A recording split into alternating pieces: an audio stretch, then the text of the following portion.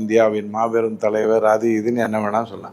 எவ்வளவு கடன் வாங்கியிருக்கீங்க, எப்படி திருப்பி அனுப்ப போறீங்க? 1000 ரூபாய் கொடுத்து ஓட்டு பிச்சை எடுக்கிறீங்க, இல்லைன்னா வாக்கு அரசியல் செய்து பிச்சை எடுக்கிறீங்க. மத்திய அரசு மேல காழ்ப்புணர்ச்சி ஏற்படுத்திட்டு வாக்கு. திமுகவை அழிக்கணும்னா ரொம்ப சிம்பிளுங்க.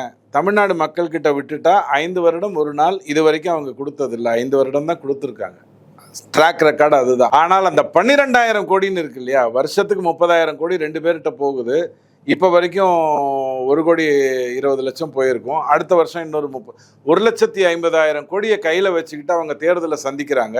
ஒரு 12,000 கோடியை பாராளுமன்றத்தில் செலவு பண்ணாங்க. ஈரோடு கிழக்கில் ஒரு 250 கோடி, விக்கிரவாண்டியில் ஒரு 200 கோடி, இப்போ திரும்ப ஈரோடு கிழக்கில் ஒரு 300 கோடி வரும் போல் இருக்குது. ஏன்னா பாஜக நிற்கிறேன்னு சொல்கிறதுனால இவ்வளவு தான் அவங்களுக்கு செலவு. வரவே இவ்வளோ. இதை வச்சுக்கிட்டு அவங்க என்ன வேணாலும் பேசலாம்.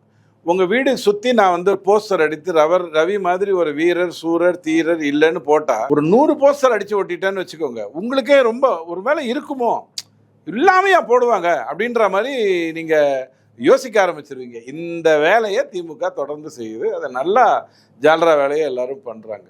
அவங்களுக்கே தெரியும்